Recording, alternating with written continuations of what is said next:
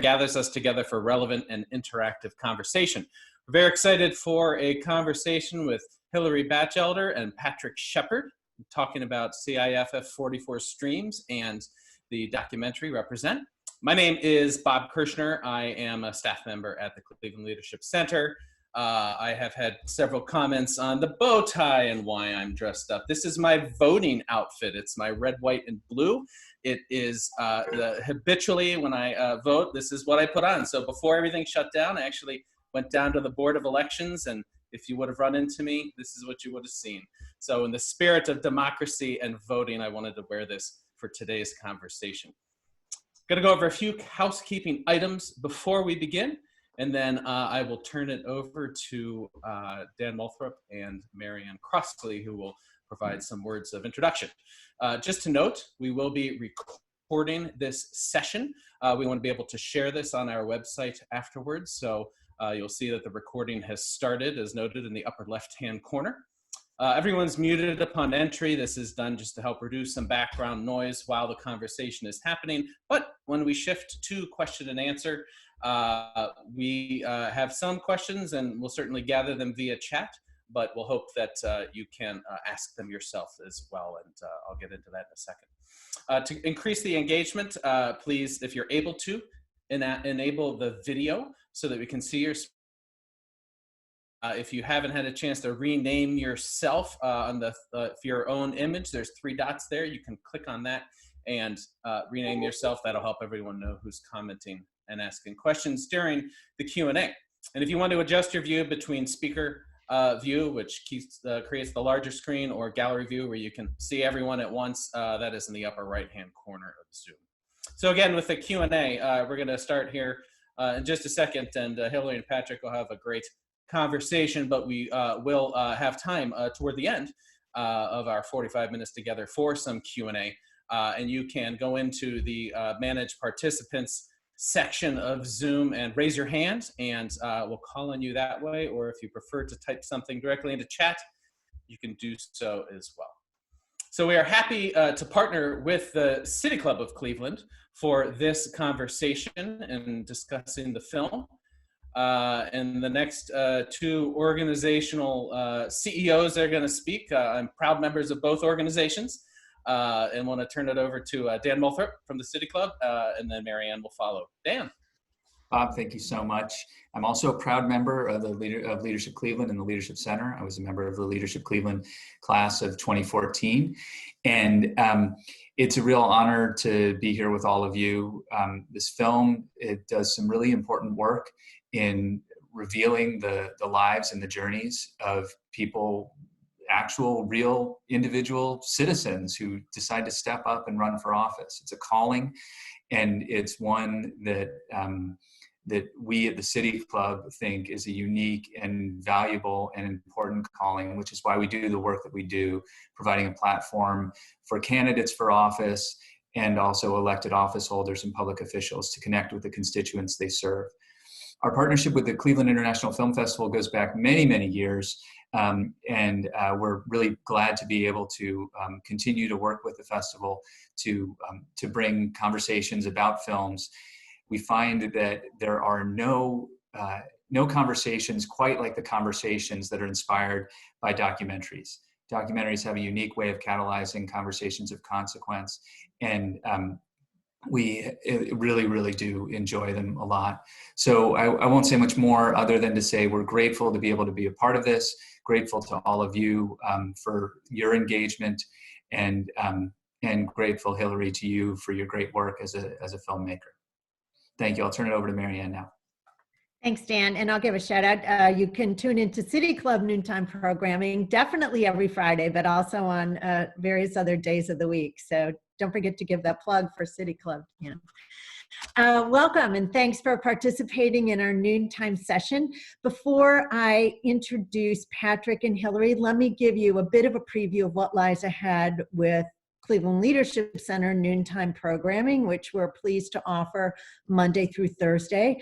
Tomorrow, since we can never get enough of Patrick Shepard, we will have him with us again at noon, and he'll be joined by Holly Fowler-Martins, who is with us today, as well as Chan Fowler-Spellman. And what they're going to talk about is, yes, the Cleveland International Film Festival and the impact of the pandemic on the film festival, but also on the arts in general, and what we're going to need to do to make certain that the arts stay vibrant in our community. On Wednesday, we'll be featuring a conversation with Melissa Graves at the Domestic Violence Center and Sandra Miller from the Rape Crisis Center, talking about the impact on the populations that they serve and how they, as leaders, have been responding to the calls for help and continuing to serve women and children and those who find themselves as victims of domestic violence and abuse. On Thursday, we'll be partnering with BVU, and Brian Broadbent and Biz Vidoris of BVU will talk to us about what should boards be doing to support their nonprofits and help them navigate their way through the challenges ahead. So we hope you'll be able to join us for one or more of these sessions, and we'll be unveiling next week's offerings toward the end of the week. So we're thrilled to partner with Cleveland International Film Festival. They have been great friends of the Leadership Center for many years, and we're particularly excited to feature, represent, and Hillary's great work, because we were in the process of planning a program called Ready to Run, encouraging women to run for office, and that is in partnership with Ohio State University and Cleveland State University. It was supposed to take place this fall. It may take place in the spring, but it will happen. And Hillary, your great work is a fabulous introduction to what we want to do to inspire women in Northeast Ohio to seek public office.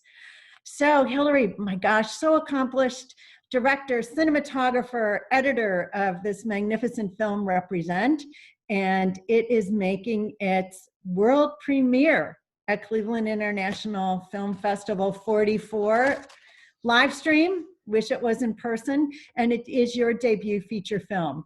So yes, applause all around.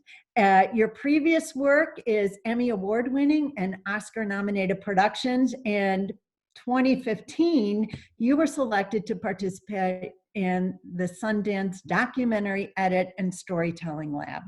So thank you for making time to join us today and share how your work came about on this film. And Patrick Shepard with his own fan club here today, Associate Director of the Cleveland International Film Festival, where you have worked for 22 years. I didn't even think you were that old, Patrick. That's amazing. You're a lifelong Ohio resident and a current member of Leadership Cleveland 2020 and an alum of our Cleveland Bridge Builders program from 2003. Thank you, Patrick, for all that you are doing to keep the film festival forefront in our minds and keep it going strong. I'll turn it over to you. Thank you, Marianne. Thank you, Dan. And thank you, Bob. And Hillary, thanks to you for your time today. I'm just so honored to have the opportunity to speak with you about your film. So let's dig right in. And as Marianne mentioned, we here in Cleveland are so grateful for the privilege of world premiering Represent. My first question, can you talk about the process that helped you identify and decide to focus on Amaya, Julie, and Bryn and their campaigns? Sure. And thank you all for being here. I'm so excited to be able to chat with you all about the film today. Of course, wish it was in person. But yeah, it's so great to see all these faces.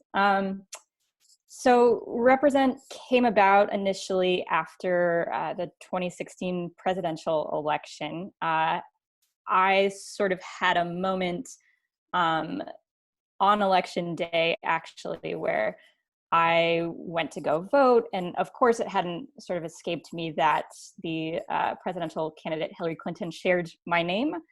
But in that kind of moment in the voting booth, I was standing in a little elementary school cafeteria that was our kind of local polling place. And I just looked down at my ballot and saw my name on it, and just got struck unexpectedly by kind of this emotional response to that representation, even though it was a totally sort of coincidental form of representation, it still felt so significant in that moment. And after the election kind of dust settled, I started seeing these reports from a lot of local nonprofits that do this important work of training and supporting women who are running, saying, you know, overnight, almost after the 2016 election, they were getting like thousands of applications from women who'd never run before, who said that they were interested in learning more. So I started just showing up at a lot of those, and having lots and lots of conversations with women who were thinking about running. One of the things I did initially was actually set a Google alert, you know, super basic, straightforward, but set a Google alert for women in politics. And to this day, it still pops up. I think at like 4 o'clock every day, I get my like little news rundown from Google that tells me what news in the world there is for women in politics. But one of the very first Google alerts that I got in early, I believe it was January 2017, was this news story about this 22-year-old woman who just announced she was going to run for mayor of Detroit.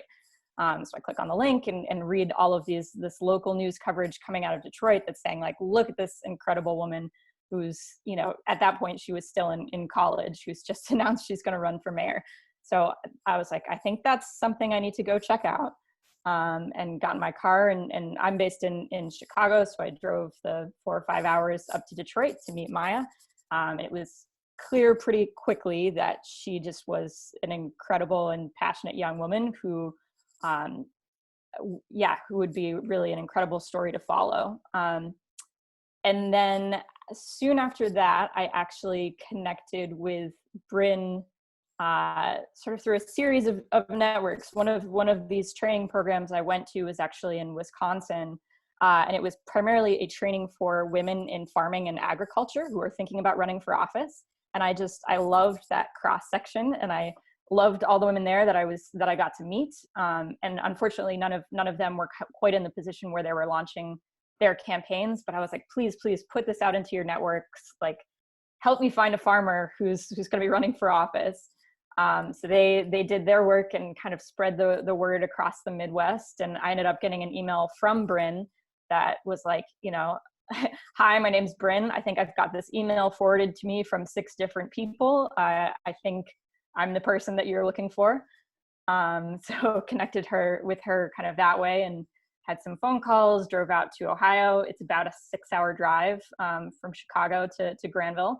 Got very familiar with those stretches of highway over the last 3 years, but connected with Bryn. And then with Julie, I knew that I was looking for a Republican candidate, and was going through the process in early 2018.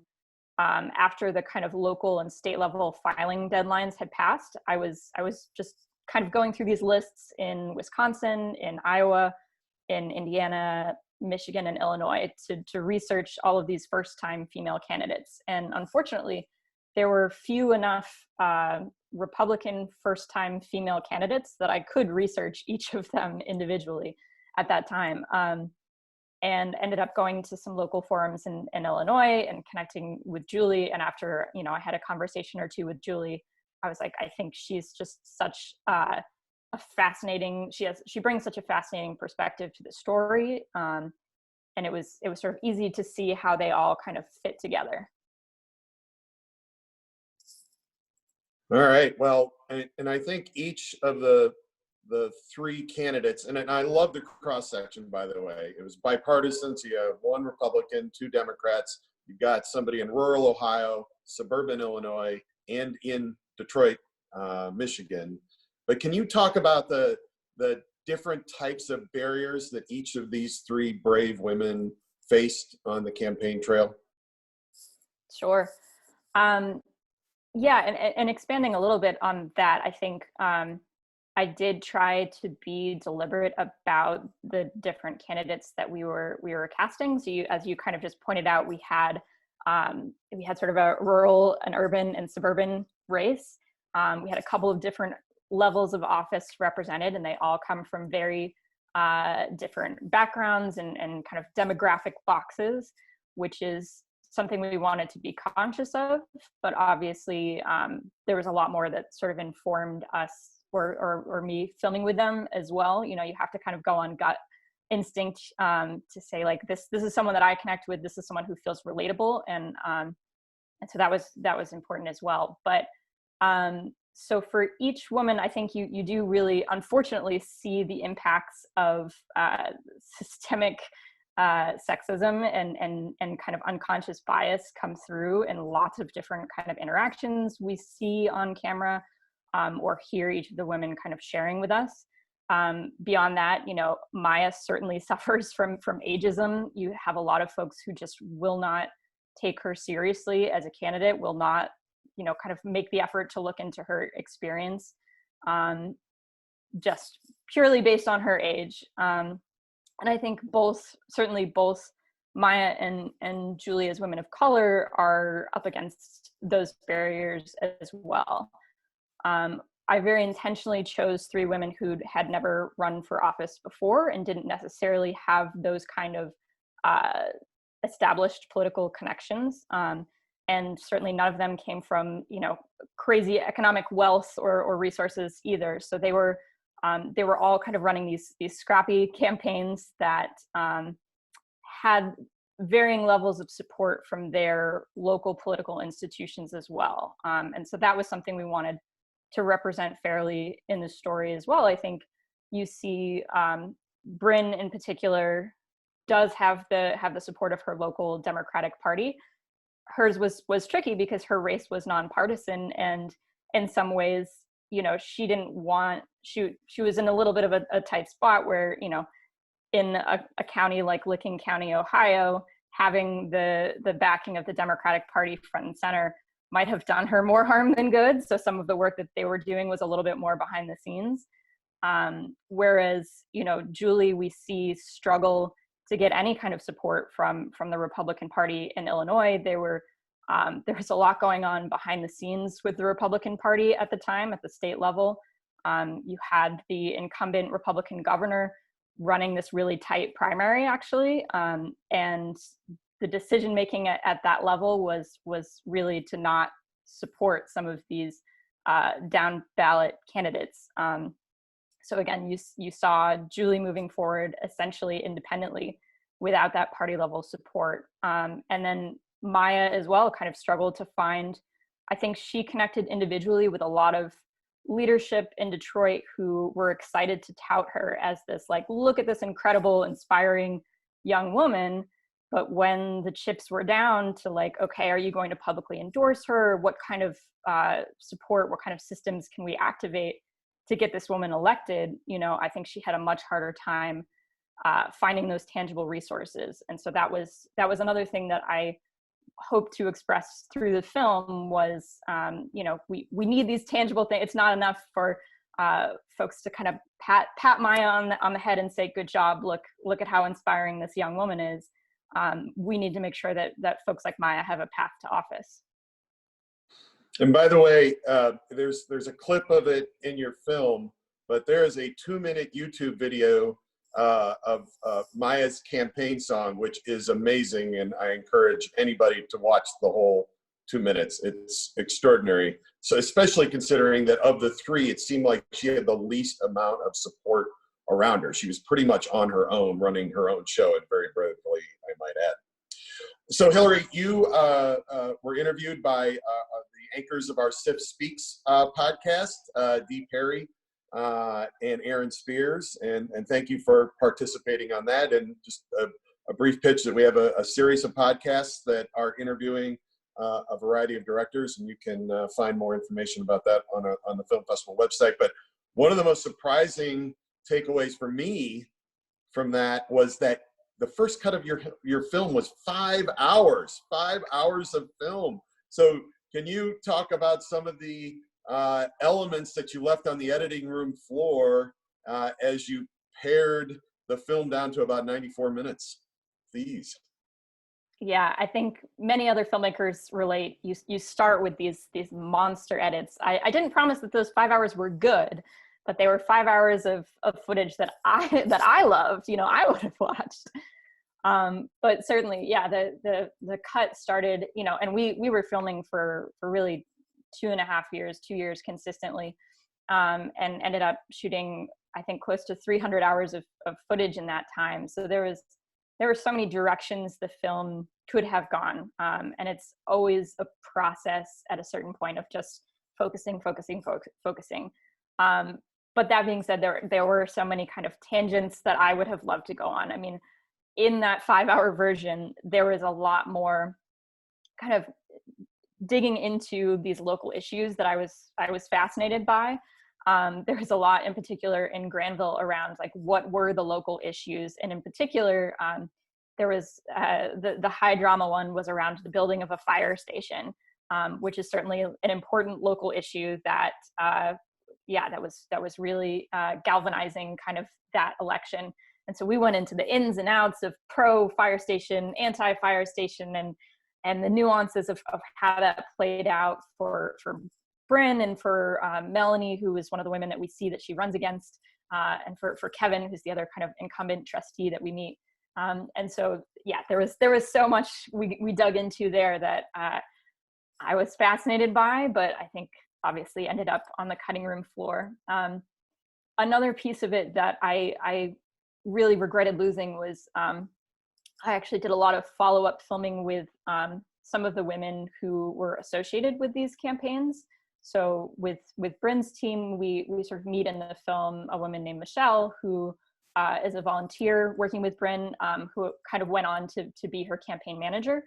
And I ended up filming with Michelle over the next year or two, as Michelle went on to run some larger county level races and kind of assume more leadership and responsibility. And something that I was really excited to explore with that was this idea of the kind of ripple effect of women running in their community. And Michelle was someone who had never volunteered for a political campaign before. And, I filmed the first day that the two of them went and knocked doors, and they were both so nervous about it. And they were like, what do we say? What do we say? And it was great to see, the impact of a campaign like that, and Michelle got involved because she knew Bryn, and their daughters are really the same age and are really close friends. And so that was such an obvious entry point for Michelle to get involved. But because of it, now she really has her own kind of political career. And I think that's such an important, takeaway from stories like this, that it's almost irregardless of whether some of these candidates win or lose. It's what is that ripple effect on the community members around them. And so that's something, again, it was a little heartbreaking to lose, but maybe Represent the sequel will feature so much more of it. What surprised you the most about the political campaign process? The grassroots, door to door, the fundraising. What surprised you the most as you followed the paths of these three women? Sure. It's interesting. I think at these really local levels, it's not like there is polling done. So there's so much about the actual results that are kind of tend to be a complete surprise.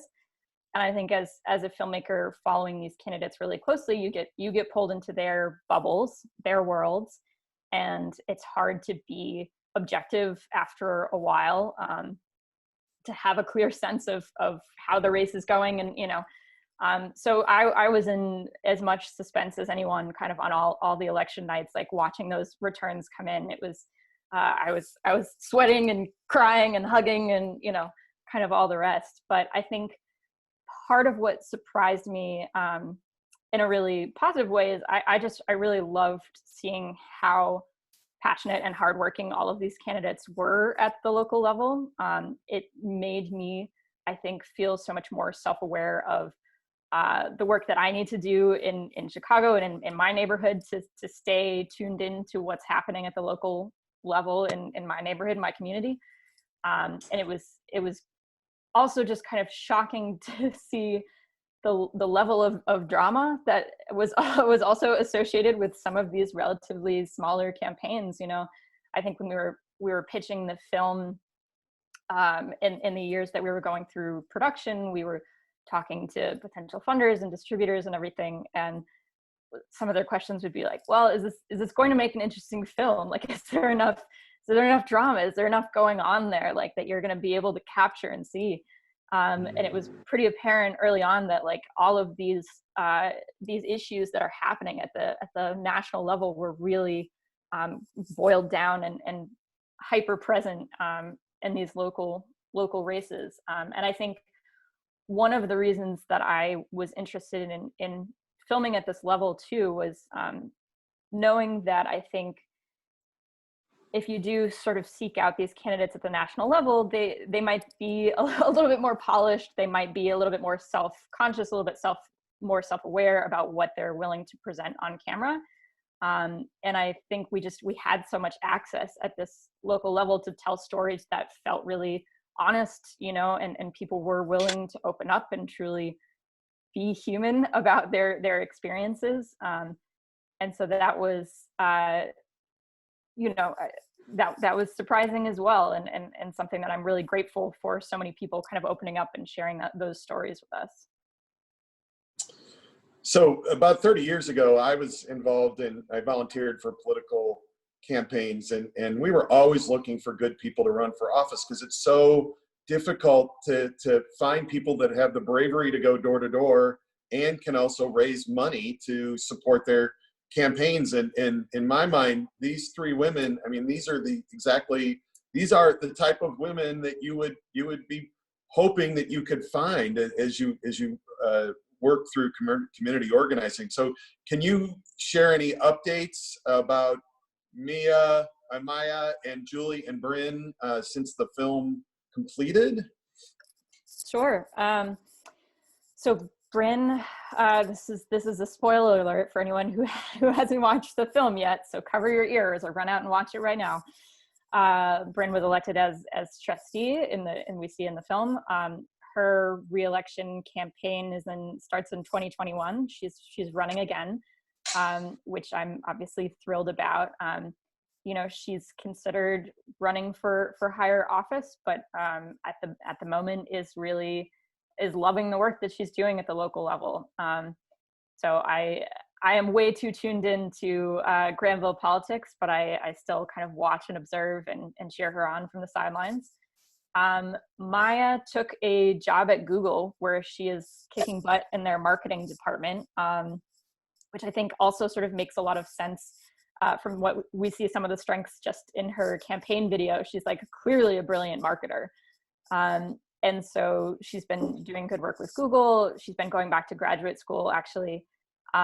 One of the takeaways, again, that I'm hoping to be part of the conversation we can shape around the film is, you know, Maya is this brilliant young woman who's now run twice for office and unfortunately lost twice. But I certainly hope that she goes on to run again. You know, I think she has such potential there. But she's a brilliant young woman with a lot of potential, and she could get sucked into the private sector just as easily and do great work there. But I think it would be to the loss of the, you know, citizens of Detroit. And so I hope that maybe through this film, maybe through other conversations, she kind of continues to get sucked back into the political sphere there. And then Julie actually was considering running again in 2020, decided against it, but is doing a lot of work with some local nonprofits. She still works closely with her campaign manager, Bobby Burns, who we see in the film. And she's certainly still having conversations with leadership within the Republican Party in Illinois, which I'm excited to hear. That's great. All right, so I think we're going to open it up. I'll just turn it over to Bob to move forward here.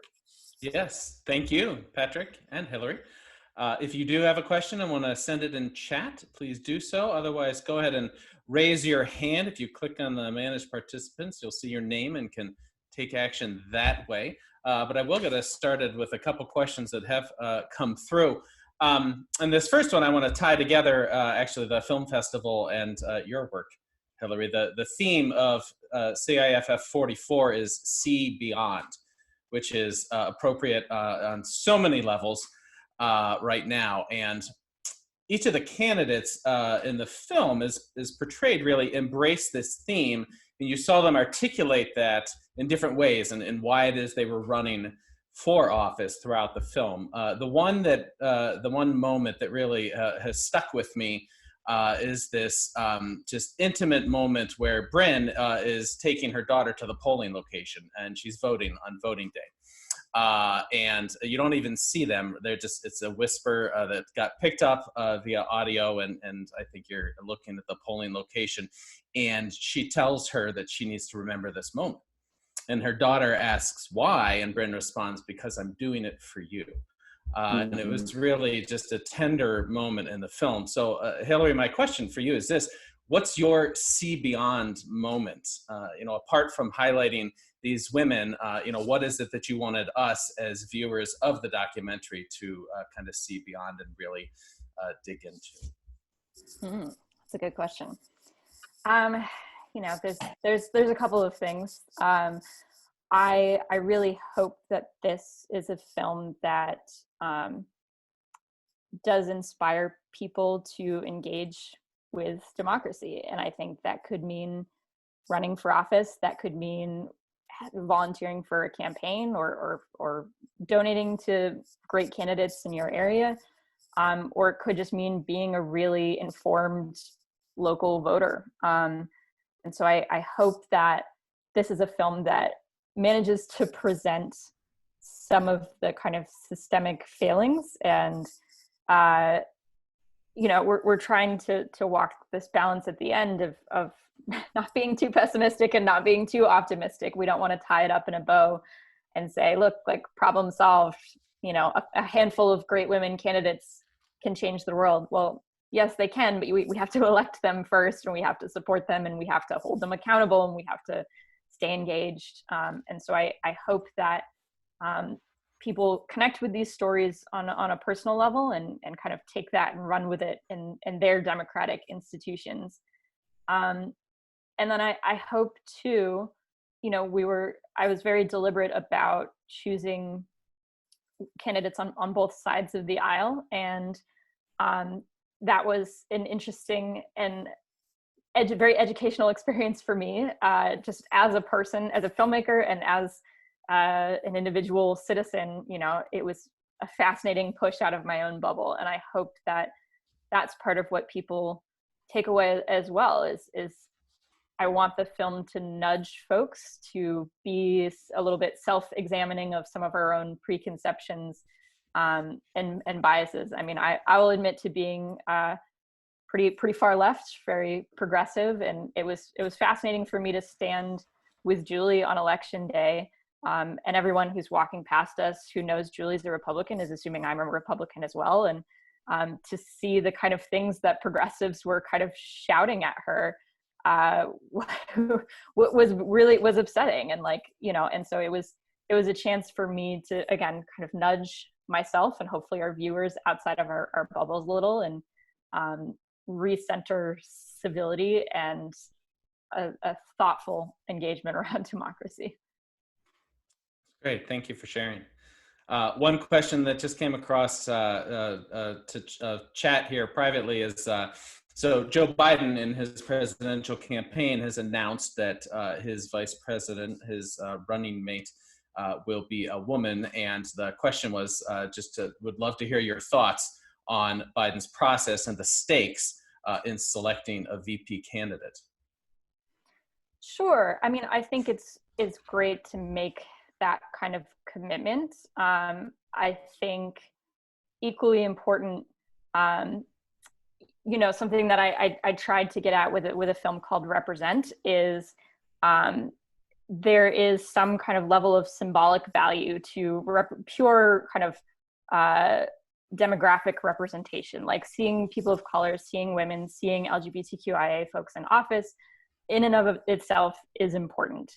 But obviously equally important is what those folks are allowed to do and how they can use their voices. And something that I felt was kind of a small epiphany for me as I was making the film and trying to connect the stories of these three women who have very different struggles and experiences, is oh, what is unifying for them is they're all trying to be in this space on their own terms, whatever that means to them. They are stepping into a space that was not necessarily built for them and trying to bring their full selves into it. Whether that's Bryn saying like, you know, I'm going to bring my newborn to this meeting and I will breastfeed her here and like, you can all deal with it. Or Maya saying like, I'm going to make a campaign video that is like this really rock and rap and like, and that might not be what you're used to, but that's who I am. And so I'm here, and that's how my voice, that's how I can connect with people. And this is how I can use my voice. And so obviously, you know, with Biden and a potential VP candidate, it needs to be more than pure tokenism. It needs to be someone who's allowed to exist in the entirety of their identity and bring all of their strengths and virtues to the role as well. So I certainly hope that he follows through on it, and I hope just as much that woman is sort of allowed to shine. Great. There have been a couple questions asking about a sequel or some type of follow-up. You know, obviously, you know, right before the end credits, you do provide the updates that you shared about the candidates, and just you know, maybe the broader question if there's not a sequel. That speaks to how great the film is. But you know, in what ways are you going to stay engaged with the women and sort of follow their careers? Yeah, I mean, I think I have like hitched myself. I'm riding their coattails because I think they're all going to go on and do amazing things. This is sort of my version a little bit of if any of you have seen the documentary Street Fight, that's about Cory Booker when he's running. He has his unsuccessful campaign for mayor of Newark, I believe. And this feels like my version of that, where I'm like, obviously Maya, Bryn, and Julie are going to go on and do much bigger things. And then people are going to come back and rewatch this film in 20 years when, like, you know, Maya's running for Senate. So I'm excited about just hitching myself to their coattails. And honestly, after, you know, years of being so engaged in their lives, I don't see that changing anytime soon. You know, one of the moments I was proudest of as a filmmaker was Bryn's family sent out a Christmas card, and I'm in the background of the picture on their Christmas card. It's like their family's all being cute and posing, and there's just like random Hillary in the background with her camera. And so I became like a footnote on the Christmas card that they're sending around. They're like, oh, by the way, keep an eye out for this weird documentary lady who's been following me for 3 years. You know, hopefully that film comes out someday. So I do feel very ingrained and invested in the three of them. So we'll continue to watch, and hopefully, you know, there's so much that's uncertain right now about how film festivals and community screenings will be able to take place in the next year. But we do have a lot of plans for that and for keeping the three of them engaged in that conversation. Yeah. What's the process like when you get to watch, you know, the final cut with them? Were they all together in the room with you, or did you travel to each of the three of them? I traveled, so they each watched it separately. And it was actually, the cut that I watched with them was a little bit before the final version, because I wanted them to be able to see it and provide any kind of last, like, oh my gosh, please don't include that. And it was a road trip that my partner and I did around Thanksgiving, where we traveled. His family's in Rochester, New York, and we made some detours from Chicago to Ohio to Rochester to Detroit back to Chicago to screen the film in their living rooms. I was again sweating profusely and very, very nervous about it, but yeah, I think they all had really great questions about it. They were all kind of really just fascinated about the other women in the film, because none of them have met in person. They were going to come out to the Cleveland premiere, so it's heartbreaking that we can't unite them physically yet. But they were really fascinated by each other's stories and how they all kind of fit together, and we're excited to see it finished and ready to launch into the world. Oh, neat. Thanks for sharing. Susan, you've raised your hand. Go ahead and unmute yourself and please ask your question. I can do it for you. Here we go. There you go. You're live. Oh, okay, thank you. I just wanted to give some feedback to Hillary, that I thought you really encapsulated what it's like to run for office as a woman. I have had a 20-year career as an elected official, and now I am, not in that role. But just watching what you captured with these 3 campaigns, I just thought it was wonderful. And I just wanted to give you that feedback from somebody who had been through that I think you did a great job. Thank you so much. That's amazing to hear. In some ways, you are the audience I care most about reaching and pleasing, because yeah, if that doesn't hang true to your experiences, then I did something wrong as a filmmaker. So that's really encouraging to hear. Thank you for sharing. You're welcome. And it really, can I just chime in and say that it really does demonstrate how unique and talented Hillary is, because she's told the story in a way that I don't think I've ever seen the story told. And that's what elevated her to to us asking to world premiere the film at the festival. And it's you can watch a lot of other political documentaries, but you'll never see one quite like this one. That's great. And I think as a final question to see beyond and how we can stay engaged, given all of this, the content of the film and your work and the work of the 3 women that you followed, what advice would you give to young women candidates as they either launch and go ahead with their own ambitions seeking elected office, or are pondering if that's something they might want to do? Sure. And I am certainly not the expert.